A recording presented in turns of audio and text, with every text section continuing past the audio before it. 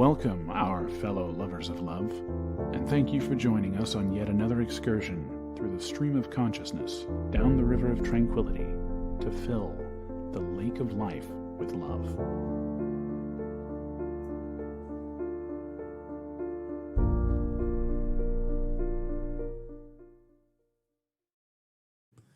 And good evening, our fellow lovers of love out there.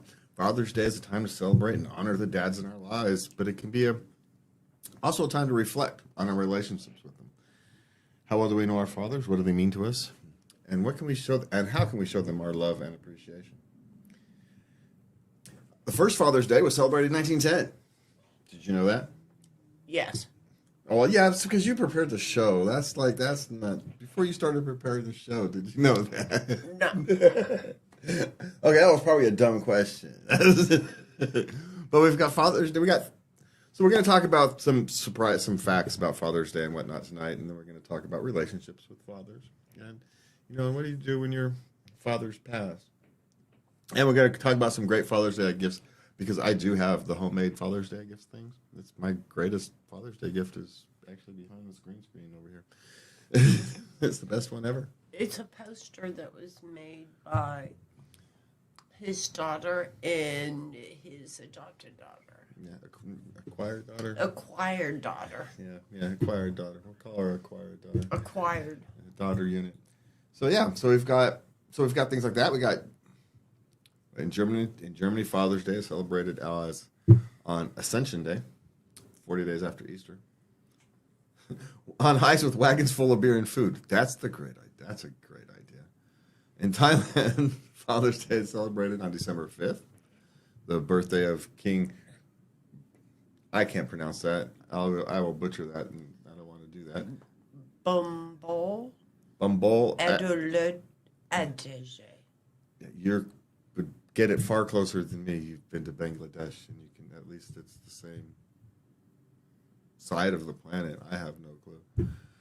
And I don't have a tongue for foreign languages either, as I was told by my German teacher. So, don't have a tongue for languages.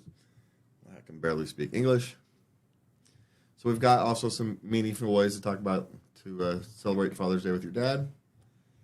And so, hang around, find out. Hang out with me and Lubby tonight for a little while, and we'll talk about your fathers and, what to do on this Father's Day. And a bit of contemplation. I personally am not a big celebration day thing person, so Father's Day will pass without much celebration for me. I get all the recognition I need throughout the year. So Father's Day for me is just another day for me personally. But if people want to express themselves on Father's Day, I'm not going to be a Debbie Downer about it. Yeah. I will accept it but I don't need or necessarily, want anything special on Father's Day. Yeah. It's just another day. I get what I need throughout the year. But that's just me, right? My views on Father's Day and, whether I feel I need Father's Day or not is no reflection on the rest of society and culture. I sit outside that quite often, so take my view on it with a grain of salt. Right? So what do you got on Father's Day? Well, what I had on Father's Day was, it was a 64-year-long road to become an officially recognized holiday. In fact, it took Richard Nixon's re-election campaign to get an official proclamation signed in 1972. Mm-hmm. And the first Father's Day was July 5th, 1908, in a West Virginia church that hosted the nation's first event explicitly in honor of fathers. During the Sunday sermon, 362 men who had died in an explosion to some at the Fairmont Coal Mines were honored in a one-time commemoration. A year later, Sonora Smart Dodd, one of 6 children raised by a widower, tried to create a quote-unquote Mother's Day for fathers. She succeeded when Washington State held the first statewide Father's Day on July 19th, 1910. So now it's the third nationally, the road to being the third day in June. It took 60 years. Calvin Coolidge supported the holiday, but he wouldn't make it a proclamation. Wilson spoke at Father's Day celebrations in Washington, but Congress resisted making the holiday official. Fear it would be commercialized, right? And oddly enough, of all the commercialized holidays, Father's Day is probably the least commercialized, maybe. I know, right? It was Lyndon Johnson. That was the first one who declared the third Sunday in June as Father's Day, though it was not yet made a permanent national holiday. Nixon officially declared it a holiday in 1972. So that's a pair. Johnson and Nixon. Two of the most corrupt presidents in our history here in the United States, and are the ones who got Father's Days done. Shiny objects, I guess, maybe. I don't know. But we now have Father's Day for them because of that. So great, I guess. Father's Day cards do go back farther than Hallmark. So in some form, yes, they've been celebrating Father's Day for at least 4,000 years. And if we have evidence of a card from 4,000 years ago, likely chances that card's been around for longer than that. I mean, the practice has been around for much longer. One of the earliest dates backs roughly 4,000 years. El Misu, a Babylonian youngster, carved a card out of clay to wish his father good health and long life. Father's Day is a fourth most popular card sending holiday in the U.S. behind Christmas, Valentine's Day, and Mother's Day. People still send cards? Yes. No. Well, I mean, we buy them. Is that buying cards or sending cards? I wonder if that's a post office thing, or are they just talking about buying cards and giving them to people?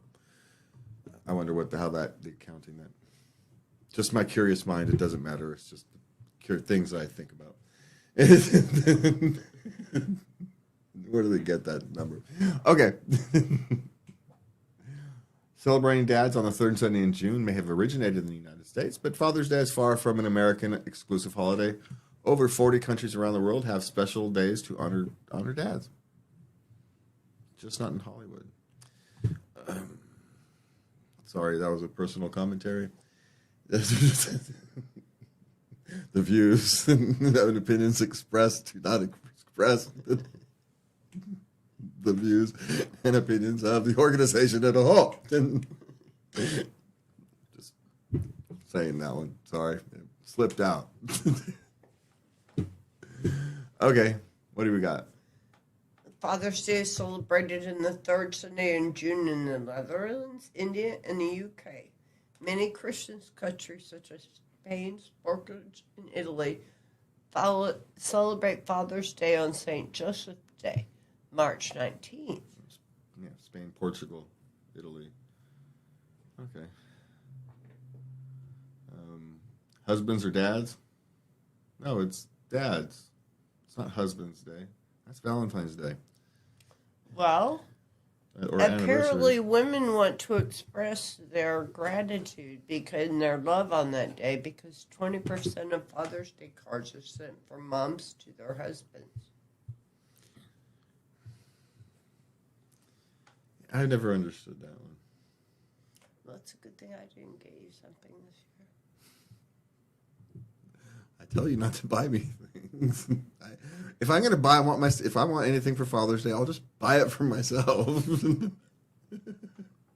I am. I'm gonna buy myself. I'm gonna pre-order the one game that I play. I'm gonna pre-order the new version because it looks cool.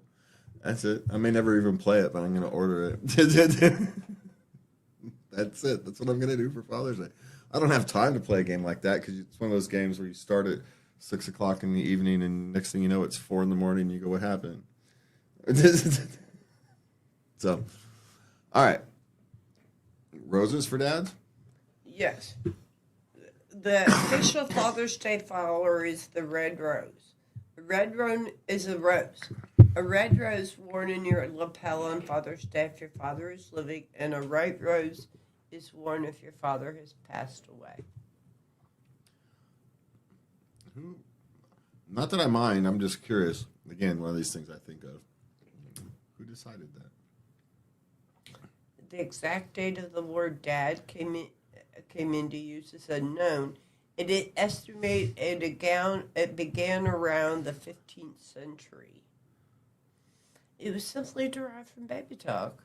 Probably. It's probably been around a long time. That's one of the first sounds kids make. You know, most kids aren't like my grandson, whose first words were broken. But, you know. So Father's Day spending. Americans expected to spend $15 billion. Excuse me. We have to talk about the one before that. There are single fathers. Ooh, I missed single fathers. I did not mean to miss single fathers. You know, we could have just passed. Single fathers is on the rise. In 1917, there were 2 million households with single fathers, and a 900% increase from the 1960s.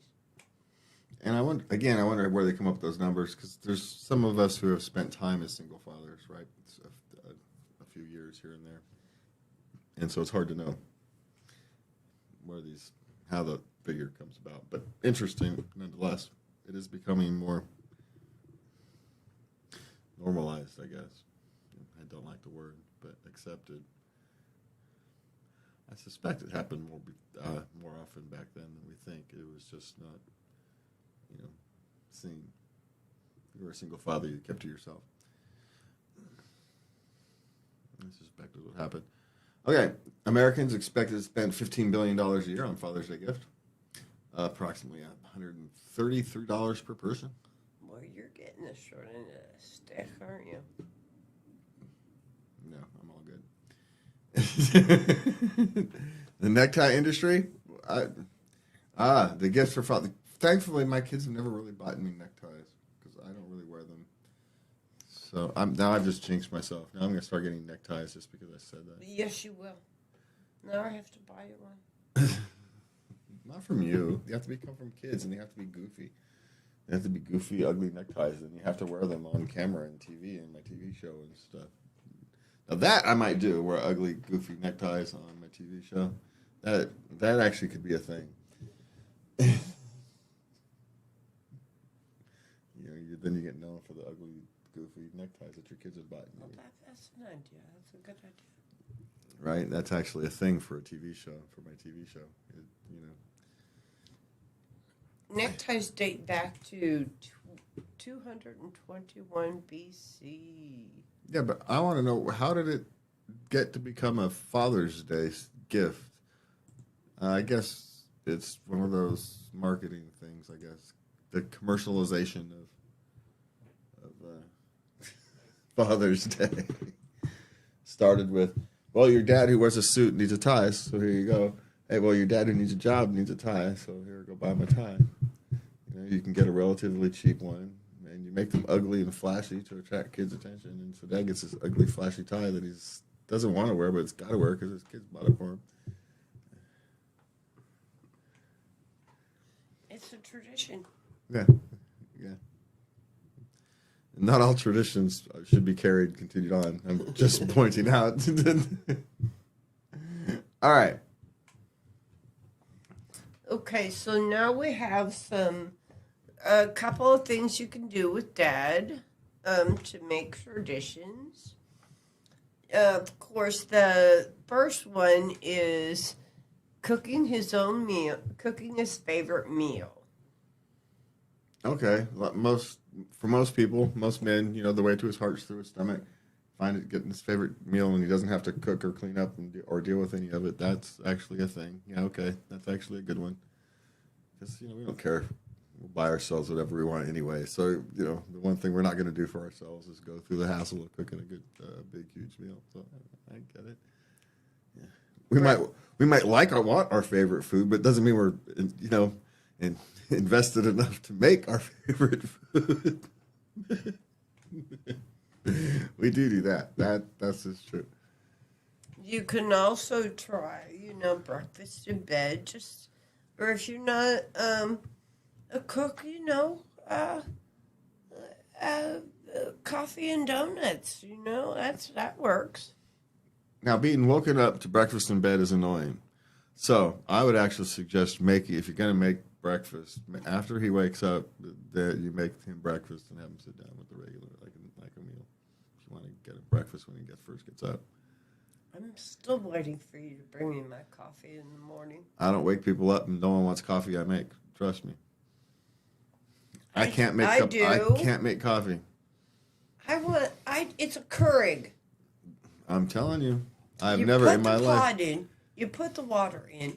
You push the button. I'm telling you, I've never made a good. It's like me and taking pictures. I just don't do it. Do I need to make a tutorial for you? No, because it's still not going to work. All right. Okay, you could. There's a reason I don't work at Starbucks and places like that. So anyway, You could go for a Father's Day walk. okay. A hike if there's someplace you like to go. I mean, Yeah. okay. Okay. Dad likes to walk. Number 3, making homemade gifts. We can we go into that a little later. Yeah. Mm-hmm. Those are actually for those of us sappy dads who don't really celebrate the holiday or who don't really care about gifts and things like that. Those are the real things to warm their hearts. You want to reach their hearts. That's really how to do it. That kind of thing, But again, know your father. I think in all of these suggestions. Okay. Ariel, I think that's kind of the way to go. You could make a game night. Father's Day games. It's like the Olympics. Like the Olympics, but Make a game night. Well, I don't know. It could be Play Monopoly. Oh God, why would you torture people like that? I'm still waiting for our next rematch. You're gonna wait for a long time. You just don't like the victory dance. Yeah, act like you've done it before. It's the song, right? It's like act like you've done it before.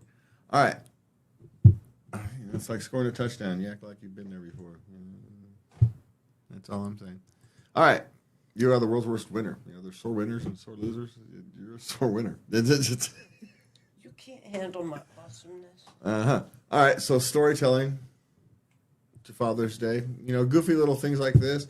Actually, fathers actually do love for Father's Day. We may pretend we don't, but in 6 months or the year, those are the ones we're going to remember. We're not going to remember a tie. We're not going to remember a power tool. We're going to remember a little poster or the times you all got together just to laugh and have some fun. So, those are the things you're going to remember in 6 months, 6 years, 10 years. Kids want to hear stories, too, about when they were little. Yeah, but see, the problem with that is you have to remember the stories when they were little. I was all sleep deprived, and I don't remember nothing.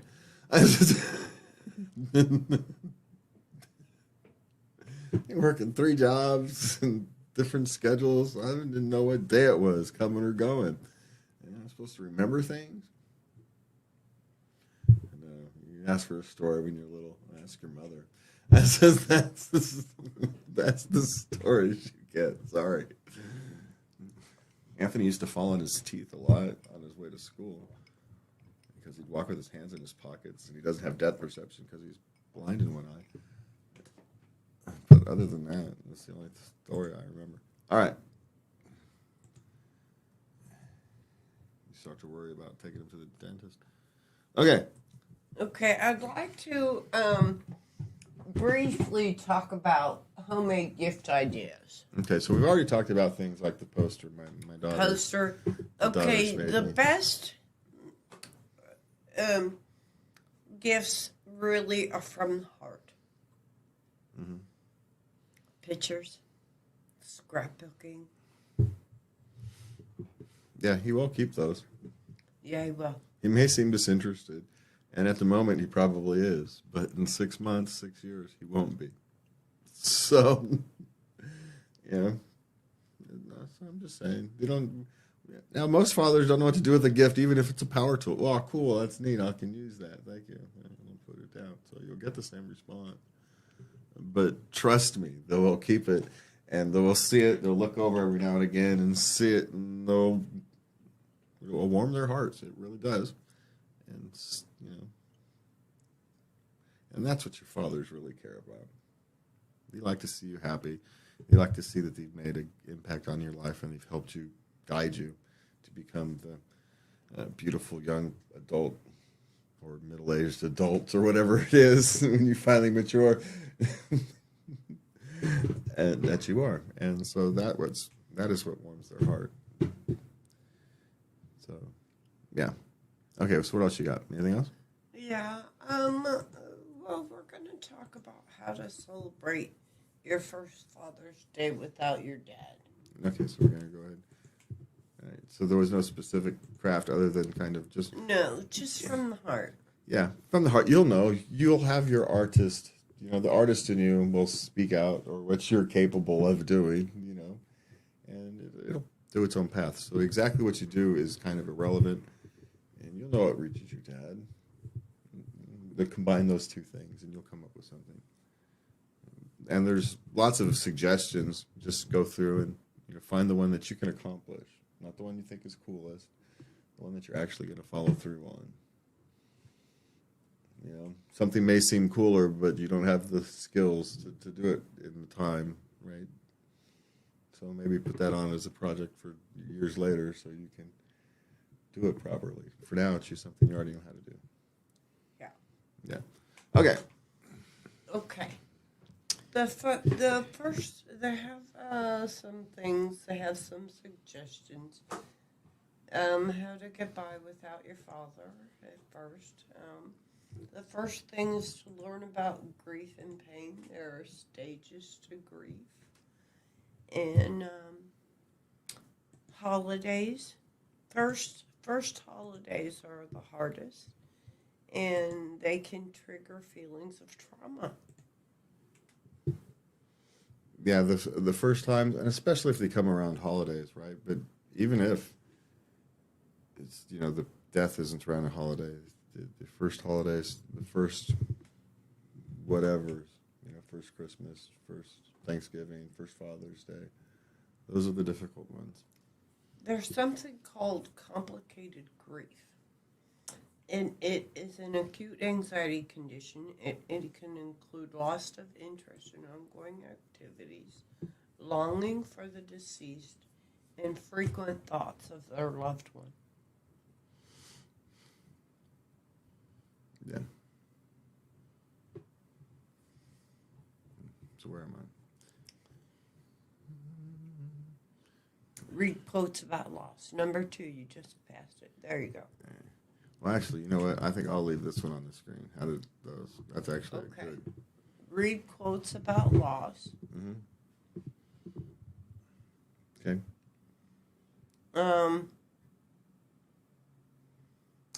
The right words are hard to find, to put to your feelings. And And you're at a loss for words. And when you're at a loss for words, I know I've said this one a lot in these last few shows, actually, but it's okay to start there. Express that. And that's how you start working through those unexpressible feelings, is by expressing, I don't know how to express this. That's the first step. You can't go from an unexpressible to, I can understand this, without going through that phase. So go through it, accept it. That's how you work your way through it. That's the first. It's the first step. So it's an important one. So they suggest reading quotes about grief and loss to help you put words and help you express in your own words your feelings. Yeah, and that's probably one of those things. Once you can accept that, you're not able to express it, then you start looking for ways, right? Okay, I can't express it. Which ways speak closest to me, right? What have other people gone through? What have other people expressed that are closest to what I'm thinking and feeling? It's a valid strategy.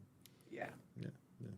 And sometimes, it's not necessarily the what you're doing, it's that you've got a plan to step through it, right? You're sticking to a plan. The whole world is crashed around you. You need to stick through a plan. And so what do? You do this. You accept it, then you move through the stages of, you go through what finds you inspirational. And the trick is maybe you keep a list of those, so next time you need them, you don't have to go searching. That's maybe it. That's a good tip. Find the ones that actually connect to you. You could keep a journal with the ones that inspire you the most. Yeah, there you go. Yeah. Okay. You're not facing Father's Day alone. Okay. Connect with loved ones.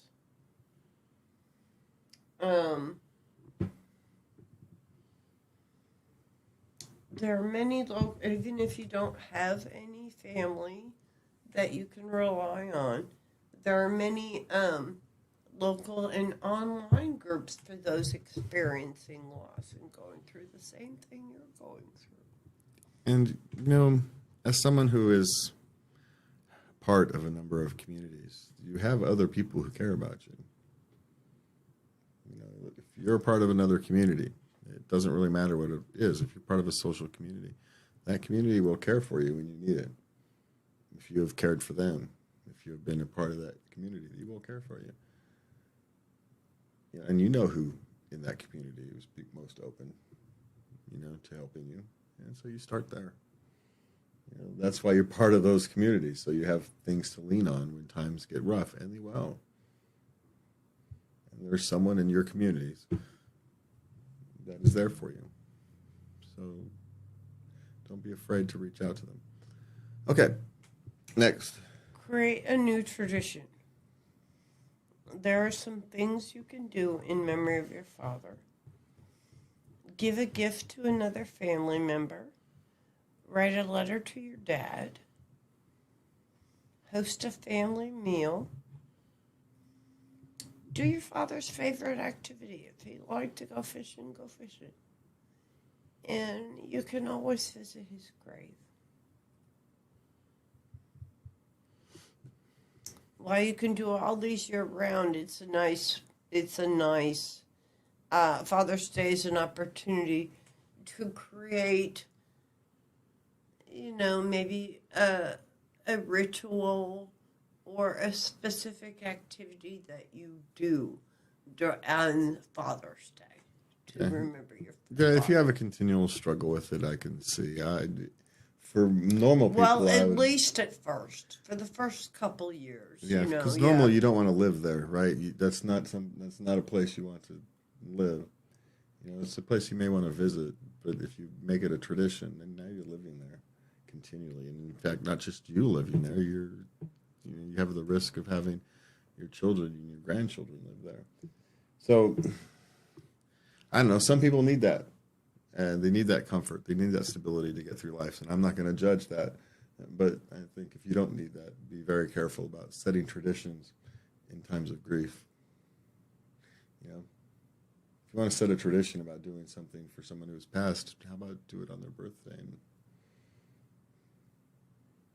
something a little more positive.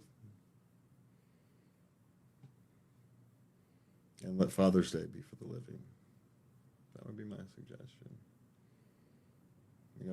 If you have a father, enjoy being the father. Hopefully you've got kids and you can actually, now it's your turn to be the father instead of being the son or the child. It's an opportunity as well to shift your perspective on where you are in the chain of ancestryhood. At some place you take the top, you're at the top of the totem pole, right? The oldest one gets at the top of the totem pole and you take your turn there. It's just kind of part of the natural evolution of things. Anyway, there is all that. All right, so what else we got? Anything else? No. No? Okay. Oh, good, because we're at past halftime anyway. So now we are on to our, oops, I got to go back up. This format has got me weird.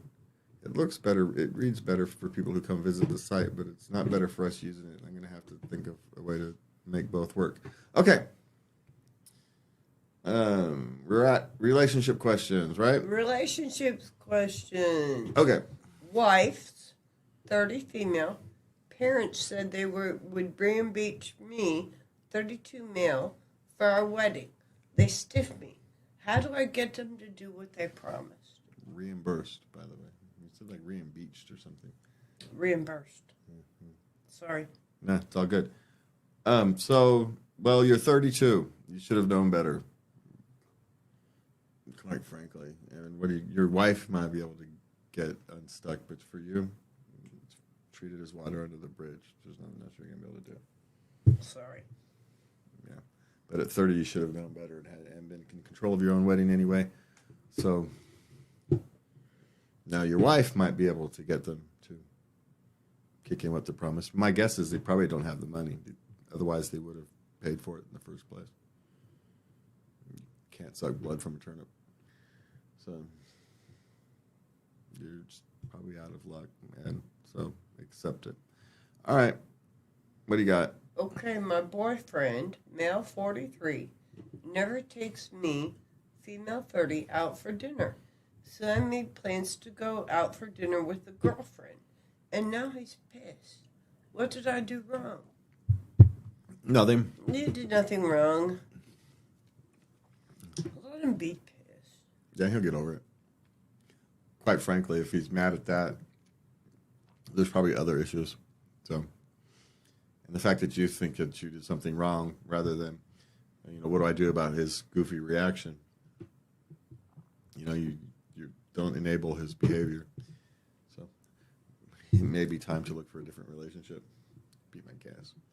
You've got, one, you like to go out and do things. He likes to be at home and not do things.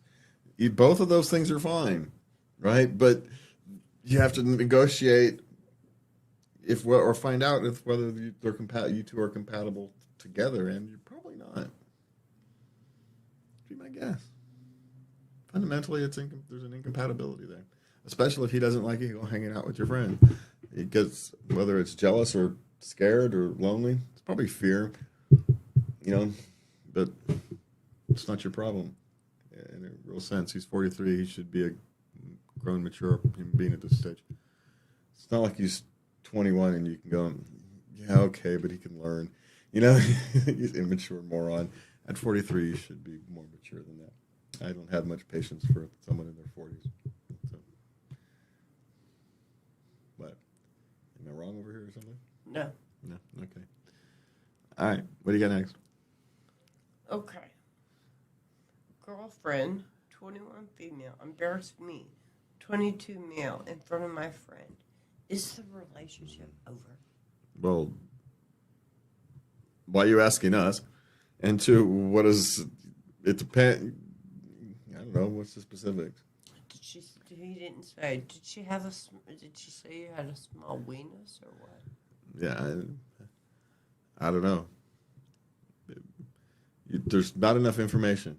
Now, the question you might want to ask yourself is, I suppose, do you want to be with her? And the very fact that you went to Reddit to ask the question, at least, at 21 and 22, relationships come and go. And so, she may already have a foot out the door, and she's just wanting you to follow through. All right. Okay. I left the man, 23 male, I was dating because he never told me, 23 female, he had 2 kids. Why did he hide it? Okay, she had no issue with him having kids, but he dated her. They fell in love, and they were going monogamous, and he never mentioned children. And she got pissed because he kept a secret. Yes, no, I know. He doesn't mention. I can tell you how the thought process works. Right or wrong, I'm not telling. It's not that. I'm just telling you how the process works. He doesn't tell her at first because he doesn't want to scare her off, right? It's a quite simple, basic human thing. Well, then it becomes a thing. Now he's afraid, oh, well, crap. Now he knows he's screwed. Now, at some point, the relationship progresses, and he's gone, well, crap. Now I've lied to her. The whole kind of relationship, she's going to be pissed when she finds out, and he doesn't want to deal with it early on when he should. And so now it becomes this big, huge, ugly thing. It's a mistake at first based upon, I don't want to scare somebody off, which everybody does, right? It's not really wrong to not mention those types of things at the first date or thing. The problem is it sets up the potential for this kind of thing, where at some point you're left with, I didn't mention this big, huge thing at the very start when I should have. The reasoning is very understandable. It just creates, at some point, you have to deal with it. And if you wait too long, the longer you wait to deal with it, the more difficult it becomes. Her reasoning was, if he's hiding this, what else is he hiding? That's faulty reasoning. But I mean, it was too much. No, I get it. I'm not faulting her, but the reasoning is faulty. That's not how that works.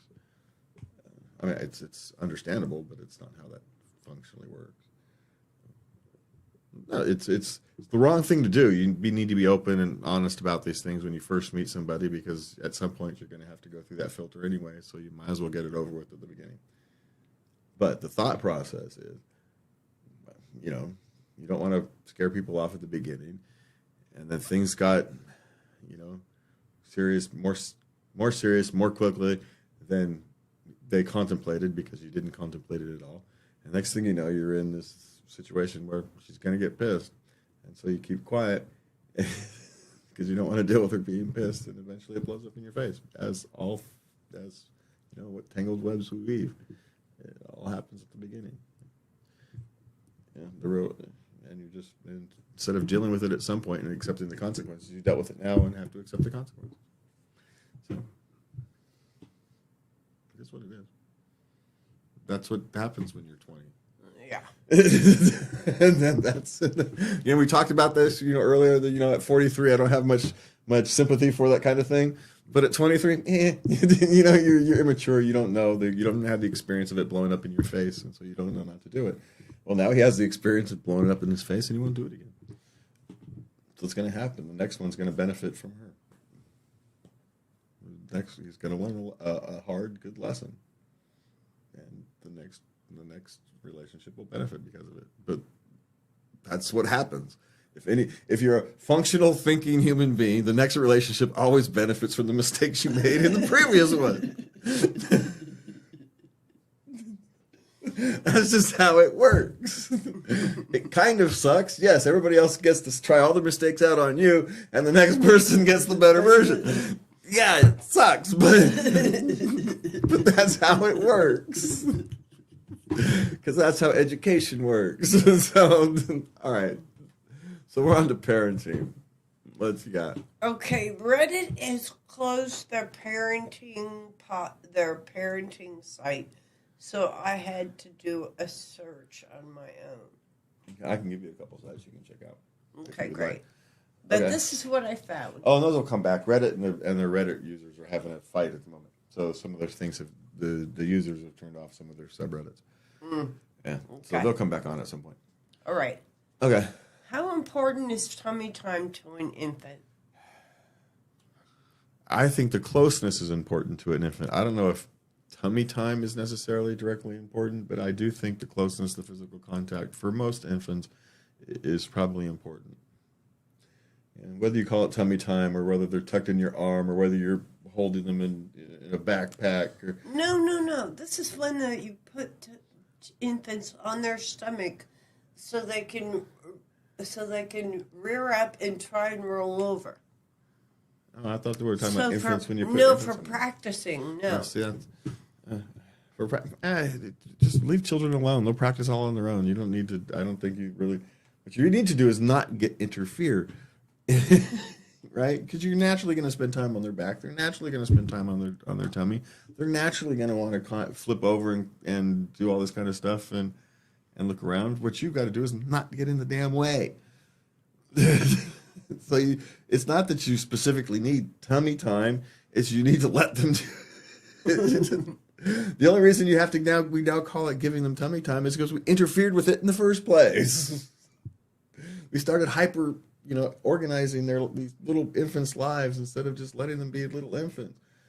We gave them plenty of tummy time when infants were our age. We just didn't call it tummy time. We called it playing around and leaving them on the... Yeah, they'll be fine while we go do the dishes. They're babies, and it can't get anywhere. I'll go do the dishes. You lay them on the floor, right? You put them on the blanket on the floor, and you go off and you do the dishes. They're infants. They can't go anywhere. And magically, they flip over someday. Hey, sweet, you rolled over. That's that's what our tummy time. It was an opportunity for us to go get dishes. So I don't know. Is it important? Yes. And children learning how their bodies work is important. But I also want to revert to children having physical connection with their parents is also important. And whether it's tummy time or holding time or backpacking time or whatever it is, I think that's important as well. Yes. Because that's the tummy time. Physical contact. For us, tummy time was physical contact with the child. That's what tummy time was for people my age. That's what that was. So maybe it's just me, and I'm just being old. Maybe that's what that is. I'm just old. Well, now they're telling these kids they have to do it. These new parents, they have to do it, or their child won't learn to roll over. All you have to do to have your child learn to roll over is leave them alone on the floor for a little while, and they'll learn to roll over. You don't need to make it its own organized event. Just let them be kids for a bit. Let them reach for their toys. We used to call that. That's the beginning of play. For them it's education, but that's how they learn their things. You don't have to micromanage that. They'll do it naturally on their own. You just have to let them, because they want to learn to get around. Trust me. I had a granddaughter. Until she learned to walk, she had this low groan going on. Once she'd crawl and she'd go, and she just was not happy. And then she started walking, and the world opened up, and everything changed. Yeah, you got to learn to do that. It's just going to take their time, but you've got to let them try. They're going to fall down. They're not going to roll over. They're going to struggle. They're going to get frustrated and cry, and it's okay. That's what happens. It's all part of life. Yeah. Don't you still want to get frustrated and cry? I know I do. I do. So we all right. Different. All right, what do you got? My 3-year-old will only eat chicken nuggets. Will he get sick? Not if it's for 6 months. If you've seen chicken nuggets for 6 years, he'll get sick, but not if it's for a few months. They all go through the chicken nugget. Yeah. They all go through the chicken nugget only phase. And they go through it because chicken nuggets are, generically speaking, bland, and they don't know what to do with high flavors yet. Their taste buds aren't. And so they eat stuff that's bland. So if you want to get them to eat foods, revert to blander foods. Yeah. Yeah, that's, if you want to, because a lot of times what parents will do is they'll try to introduce a wide variety of flavors, and no, if you want them to eat, you simplify the flavors when they're being picky. And also maybe a texture issue. So feed them other stuff that are similar texture to chicken nuggets. Pay attention to the things you will eat and see what's similar. If it's texture or flavors, usually it's basic flavors. Mashed potatoes, potatoes, chicken nuggets, macaroni and cheese. Yeah, stick to basic stuff, and he'll get through it. So that's the chicken nuggets. It's just the basic flavor. All right. How do I introduce my children to my new girlfriend? carefully. And how long has it been? And make sure that you actually want to introduce them as your new girlfriend. I know at some point you have to deal with it as a relationship, but these things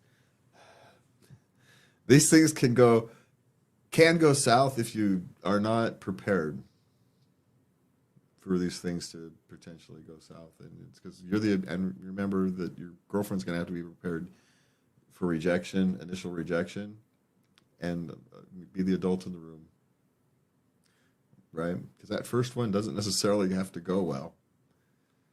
It may not. I have that experience. Let them express themselves. Okay. Tell me how you feel. That's great. I appreciate it. I know exactly where our relationship stands. Sweet.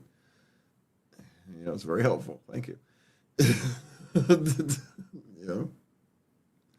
And by accepting that, they'll turn around.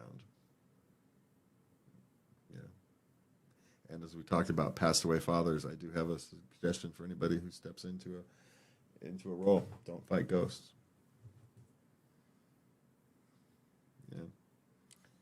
Yeah, my youngest daughter was a teenager when we moved in, and she was not very accepting of you at first. Nah, she was all right. She was just protecting her emotions and protecting herself. She was perfectly fine. She was well within her rights. Well, she told you point blank. Yeah. Like I said, I knew exactly where the relationship stood, and you know where to go from there. It made my job easy. What was it? You'll never be my father? Again, no, I'm not going to ever be your father, except she does give me that father-ish type thing. It's, we earned that together. She does now. We earned that together. Well, it's been 12, 13 years. Yeah, we earned that together. We went through a lot. We earned that together. So yeah.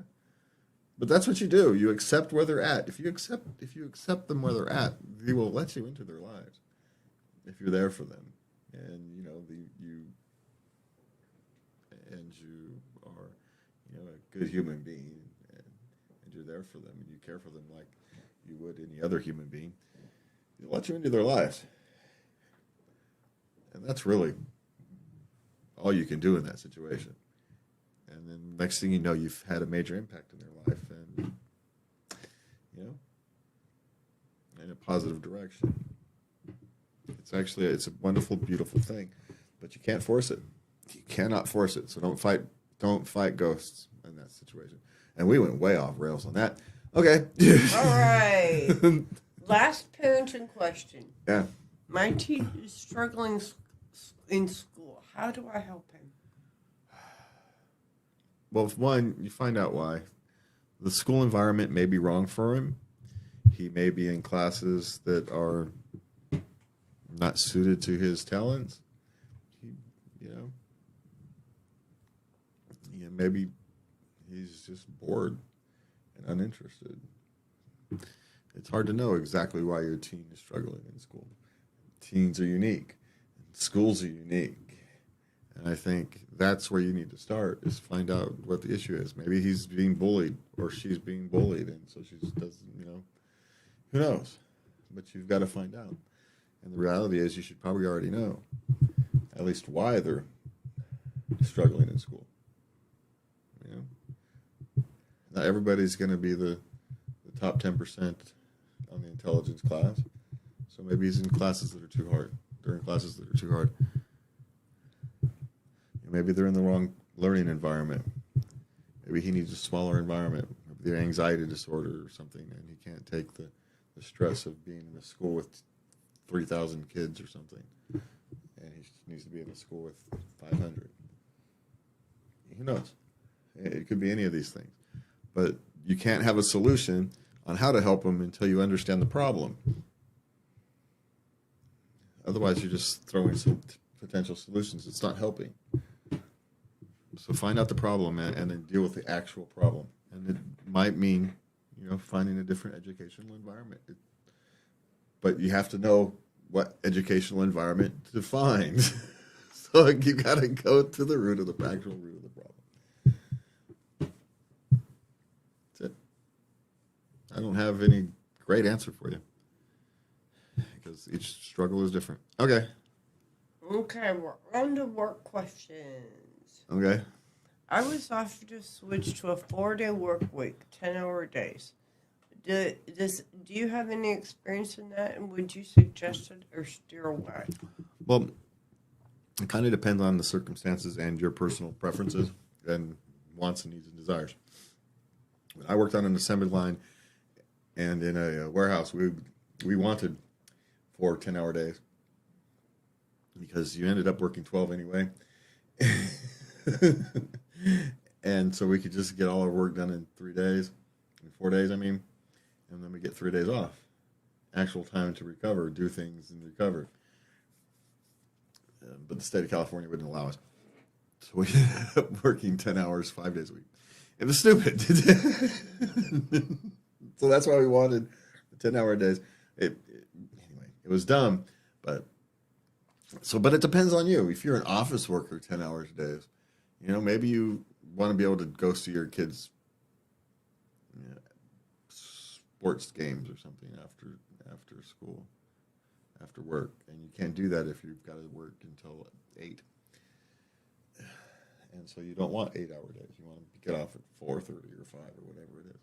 So you have to, your own personal schedule and how your life works counts. But I personally would prefer, longer hours, shorter day, and more off days, because then you've got more time to go camping or get stuff done or to do stuff without having work interrupt your day. So it's a personal thing. Or if you really need money, you can then work at another place 3 days a week. Right? You can have more opportunity to advance economically, or you've got 3 days to go to school, or whatever it is, because you haven't wasted another day. Sure, you get up, you eat, you go to work, you come home, you eat, you go to bed, you get up and go to work, but then you have 3 days as off days rather than just Saturday and Sunday or whatever it is. I don't know. Personally, I think we've been conditioned to, the 8 hours a day, 5 days a week as being good, and it was really just good for Henry Ford's assembly line, and we all kind of treat that as standard now when we no longer work on assembly lines like that. So, but yeah, I don't know. I can't suggest this to suggest it or steer away from it. I say you take a stock at what you need and want out of your life and make a decision. You'll know if you want an extra day off, or what do you do on your work during your work days? Do you go out and do things afterwards, play softball, or do you go home and watch TV? If you just go home and watch TV, take the 4 days, and then you get an extra day to do things. If you actually have things to do after work, well, then you take the 5 days because you do things after work anyway. That's basic suggestion. How's that? All right. I am long-winded tonight. When should I tell my manager? When should I let my manager know I'm leaving? Yes, I know you are. When should I let my manager know when I'm leaving? When depends. Depends on the relationship you have with the company. Sometimes you might want to wait as long as possible, and other times you give them as much notice as possible so they can be prepared to adjust. It really just depends on your relationship. Because some places, the minute they know you're gonna leave, they're gonna lay you off or let you go because they don't want someone with short-timer's disease. And other times you've got a good relationship. You give them a time to prepare. You're trying to train your next person, get all your ducks in a row, so the transition is easy. So it really depends on that relationship and how you want to manage that. Okay. Should I leave work if I'm sick? Probably. Yeah, you're sick. Why are you asking? Yeah, I get it. Some of us, who have anxiety issues, are afraid that they're not going to believe you, or that that kind of thing. You're going to get punished. But I think especially now there's a different view on that. So yeah, go home if you're sick. You don't want to spread things around. Okay. How long should you allow a colleague to get used to the role? I'm not sure what they're asking. To what role? Being your colleague? Their job. It depends on the job. It depends on where they started from their job. There's too many factors. to have a single set thing. It's probably longer than 6 days and probably short of 6 years. How's that?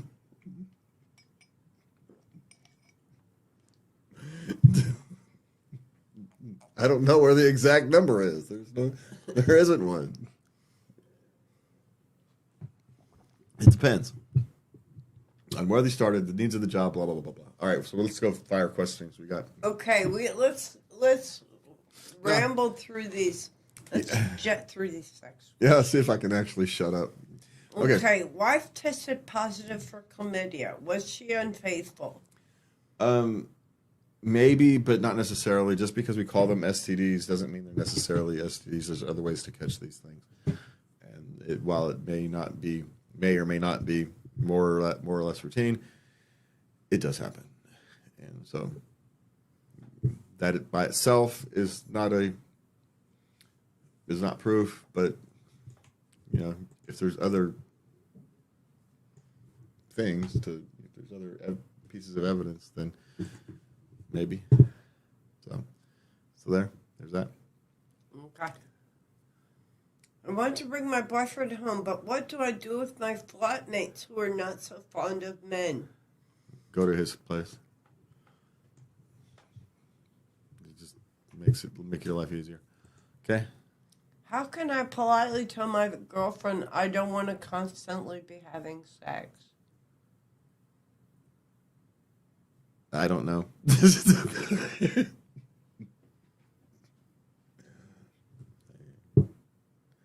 that a guy or a girl?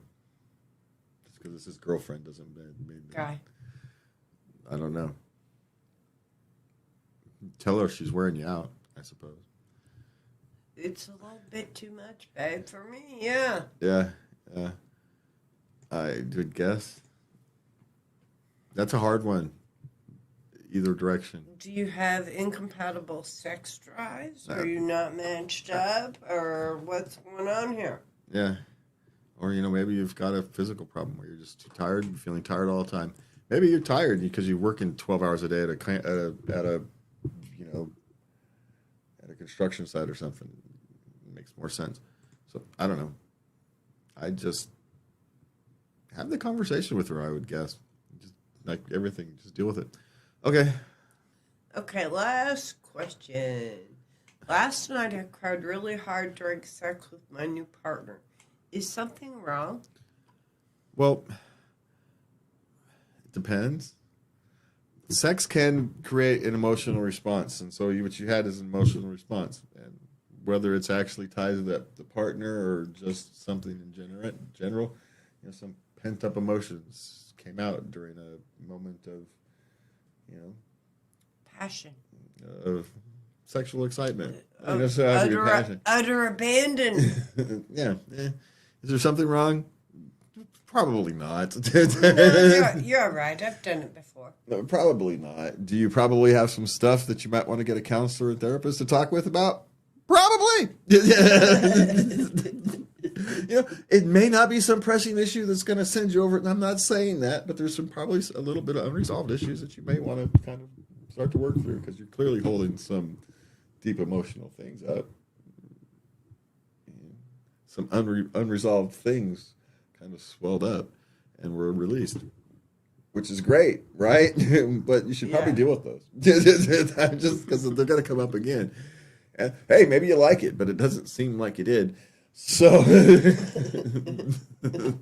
I'm just saying. But yes, that could be really weird, but could feel really weird, but it's not all that abnormal. It's probably felt a bit of relief at, you got some kind of strange weight off your shoulders would be my guess, and all that. But so enjoy that, but yeah, deal with whatever's underlying, so that doesn't build up again, or just because you let something build up and it got released, which is good, but deal with it, the underlying thing, so it doesn't get built up again.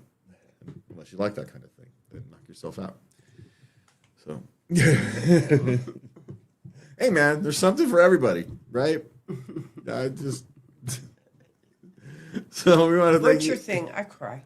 Yeah, I cried during that. And there'll be somebody out there who likes that kind of thing, who likes it, maybe. Yeah. So There's something here for everybody, like my mother used to say. So, on that strange note, not that the question was strange, our response to it was strange. What am I doing? Oh, that's the one I need. All right, for me and Lovey, I want to thank you guys for listening. Thank you for, I don't know. Reach out to us at latenightLove.us. You can send Lovey a love letter at love@latenightLove.us. We forgot all that this week, by the way. Yes, we did. And I think we forgot it last week, too. We're terrible at our job. Anyway, I'll talk to you guys next week, and please remember to love everybody. Good night.